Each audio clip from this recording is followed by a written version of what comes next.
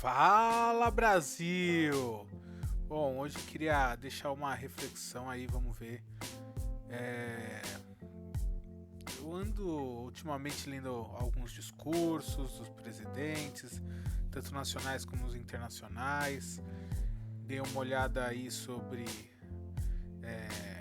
poder nas organizações, o caso do P. que tem chamado muita atenção.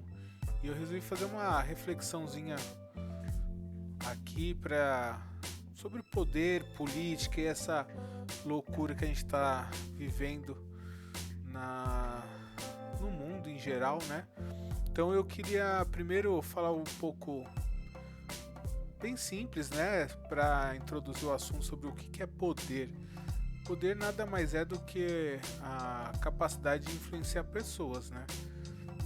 Tanto no trabalho quanto na escola, enfim, onde no ambiente em geral, né, que tem muito a ver com a política, né, que é essa arte de interar com outras pessoas. Tem um poder legítimo, né, que é o que vem de cargos, que vem de votações, que tem na empresa, né, independente da empresa que você trabalha, a hierarquia, né, na escola tem o professor, diretor, enfim, toda a hierarquia nos ambientes organizacionais, empresas, tem seu chefe, o diretor, gerente, enfim, são os poderes legítimos que estão aí configurados dentro das empresas. O poder de recompensa, né? Às vezes a barganha, né? O toma lá da cá, nada mais é do que um poder, né? Você precisa de um favor e outra pessoa pode fazer, essa pessoa tem um poder em cima naquela situação, né? Vantagens, né? Às vezes você precisa de uma vantagem ou você quer uma vantagem, tem uma pessoa que pode te dar essa vantagem, esse é um poder que a pessoa tem ali naquela relação que você está tendo. O poder coercitivo, que nada mais é do que a polícia, né? Fica o exemplo mais claro, mas também o governo tem o poder coercitivo através dos impostos, enfim, esse é o poder. O poder referencial, que é a imagem, né, da pessoa. Então, diversas pessoas têm uma imagem muito boa e ela acaba com essa imagem tendo um poder ali em cima das outras. Carisma, status, tudo isso é um poder referencial.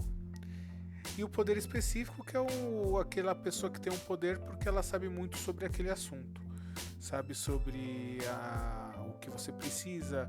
Um bom profissional, ele tem um poder porque ele domina muito aquele assunto. Só para a gente entrar um pouco sobre o que é poder, bem leve, bem simples, nada mais muito aprofundado. Caso queira se aprofundar, tem excelentes artigos, excelentes livros sobre a relação de poder que explica melhor o poder. Isso aqui é só uma introdução para a gente entrar. Esses poderes estão em todos os lugares. O poder ele está em todos os lugares. Relações de trabalho, relações de amizade, relações interpessoais, relações, tudo envolve algum grau de poder, né?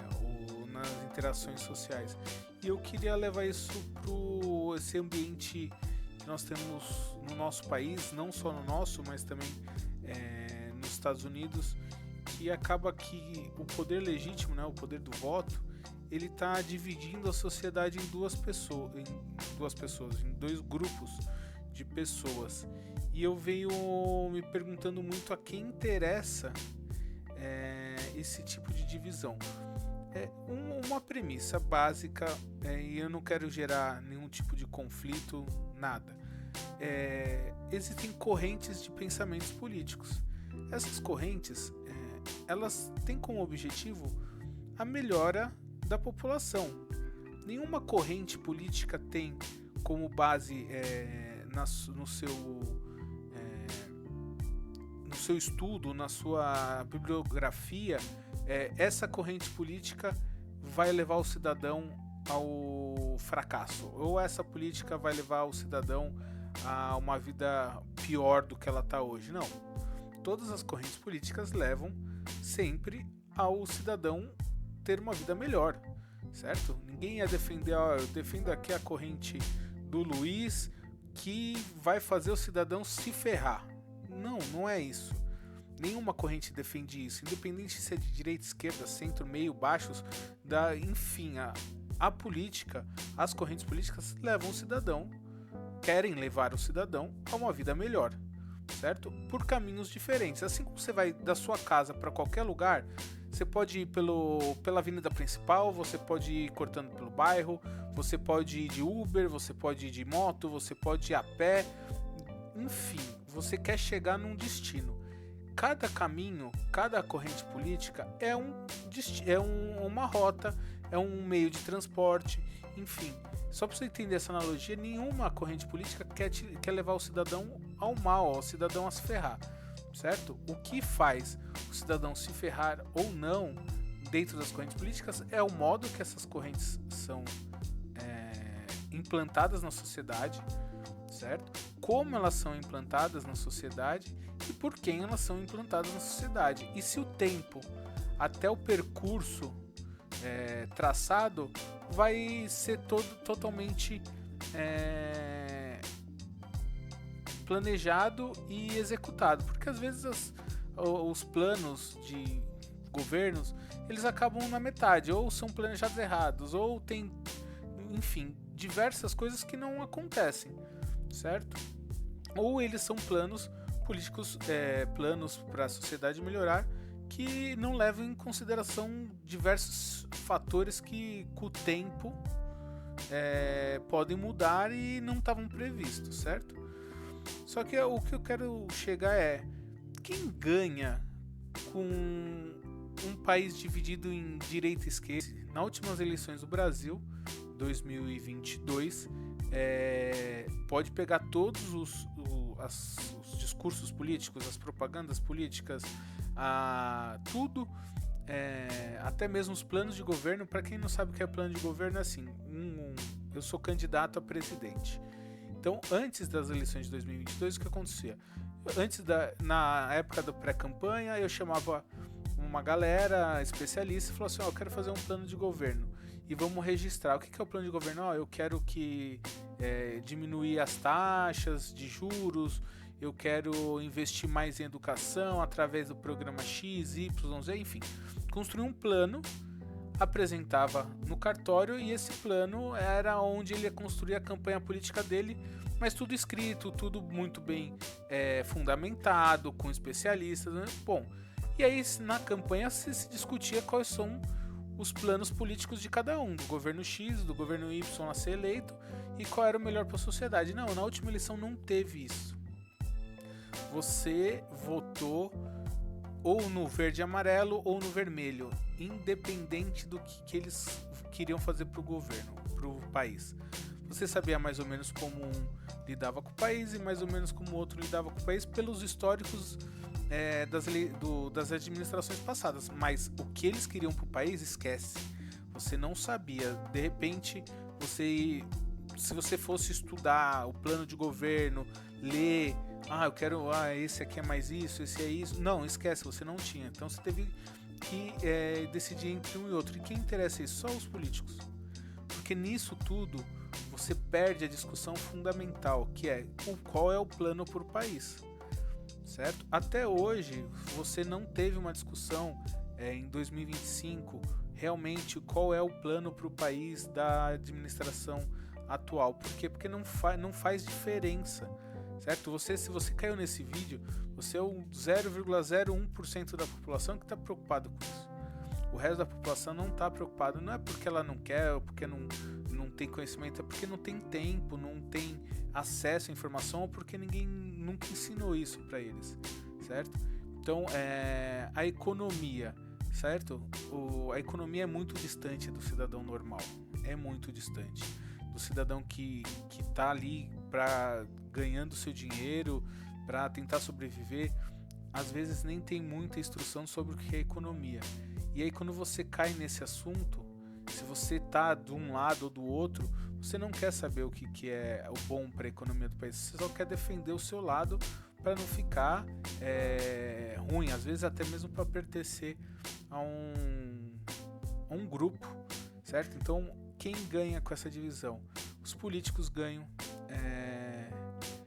e nisso se surgem muitos políticos oportunistas com discursos fáceis e até mesmo com discursos muito impactantes no quesito de citar vários fatos vários fatos históricos desconexos. Hoje eu escutei um discurso do Nicolas Ferreira que estava citando vários fatos de manifestações anteriores, certo?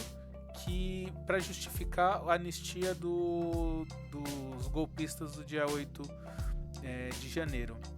Citou Black Bloc, citou MST, enfim. Então citou de vários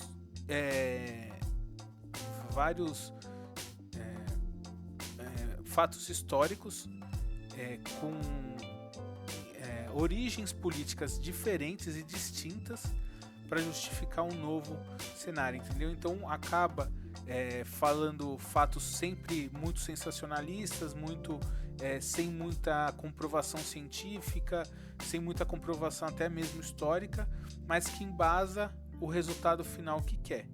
Então, que vai viralizar na internet, que vai virar shorts, meme e tudo isso. Eu sei que a reflexão aqui o cerne da nossa reflexão é o seguinte: a quem interessa um país dividido?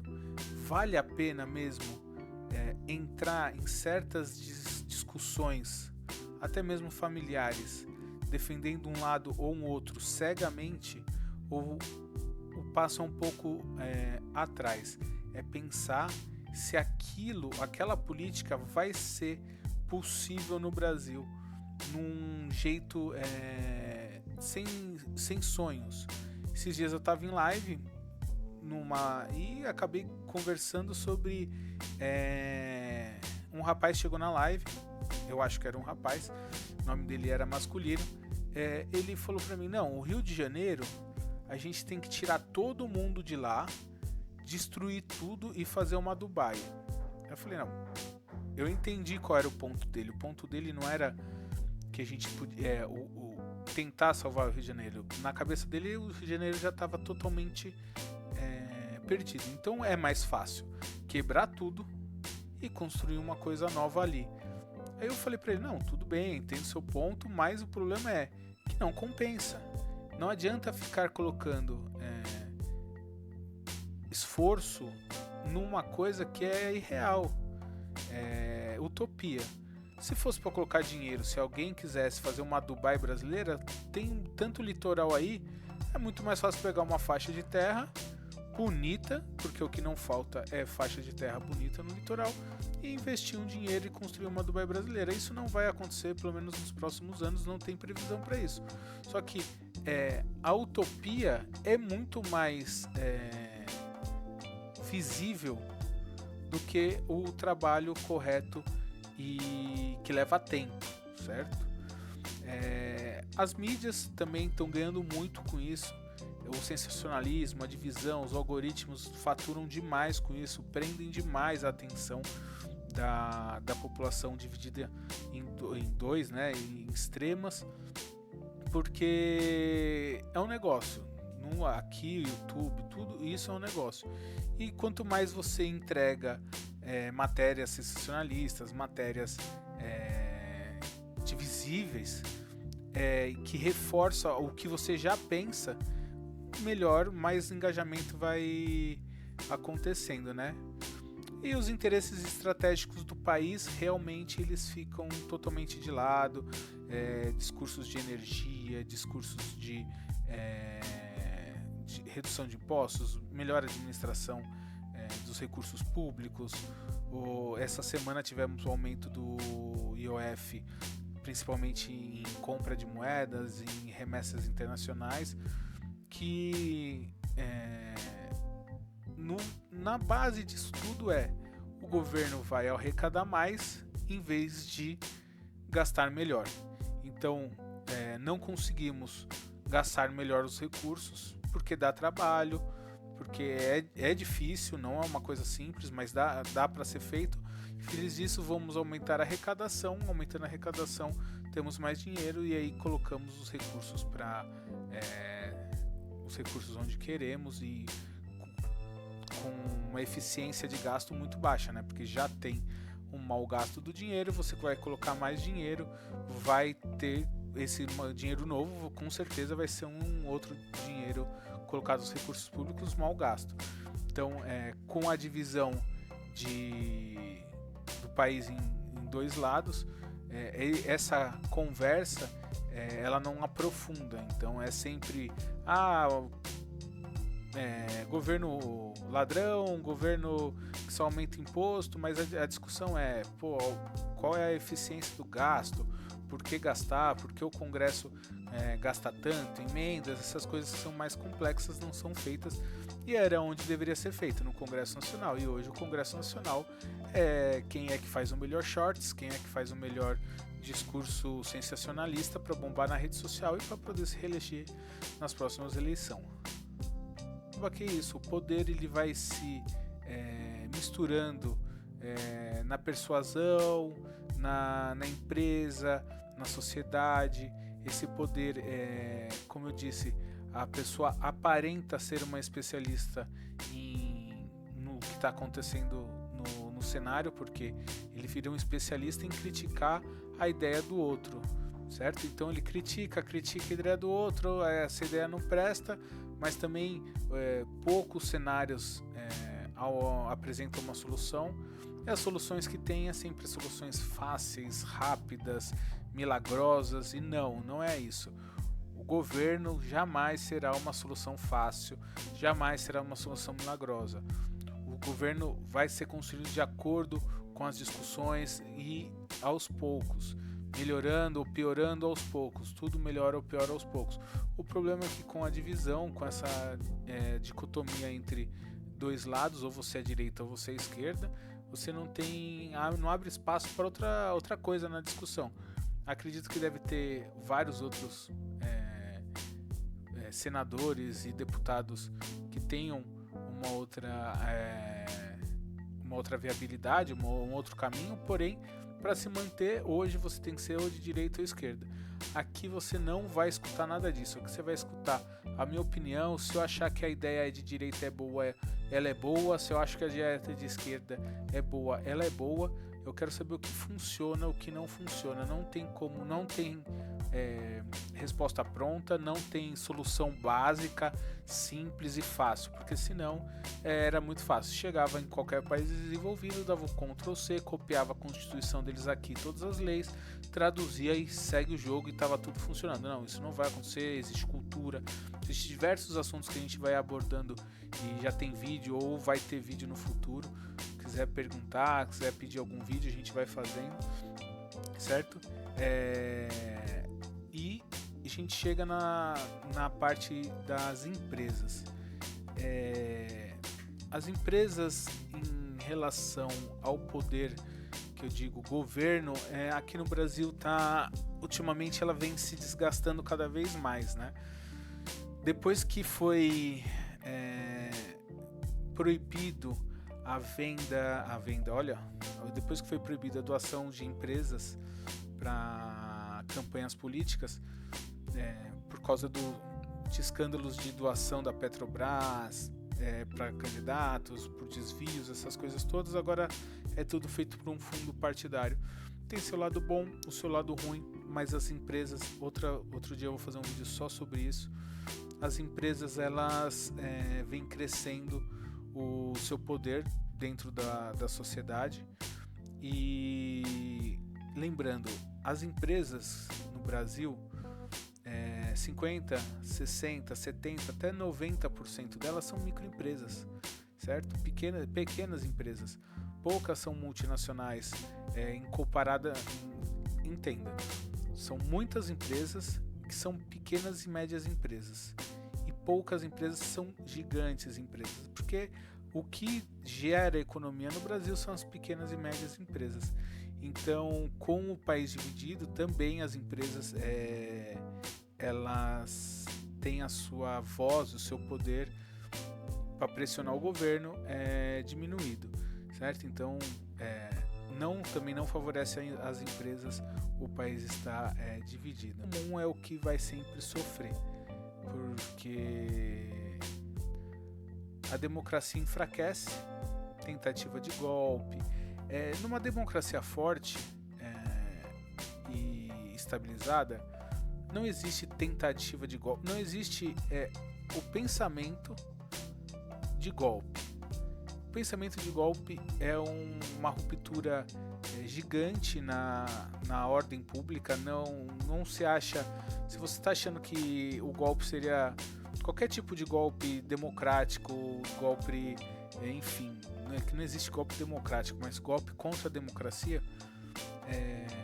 Hoje tem um presidente, Congresso, hoje fez o golpe e no dia seguinte é um ditador ou uma junta, enfim, o que você quiser. E o país continua igual. Não funciona dessa forma. Existem sanções, existe uma série de coisas que mudariam na economia do país de um dia para o outro. Então, pode ter certeza que quem tem dinheiro não ia ser prejudicado. Isso você pode ter certeza absoluta. Agora, os mais pobres, as pessoas normais que trabalham, pequenas e médias empresas, essas iriam sofrer com todo essa loucura de um golpe. A democracia é o pior governo, mas é o melhor comparado com qualquer outro tipo de ditadura ou de totalitarismo, certo? Se você tá aí nessa de eu contra eles, segue sua vida, mas eu só quero que fique claro, isso não é bom pro país. Pode ser bom para você, que você está ganhando dinheiro, você está fazendo os seus cortes, você está fazendo um monte de coisa, mas pro país não.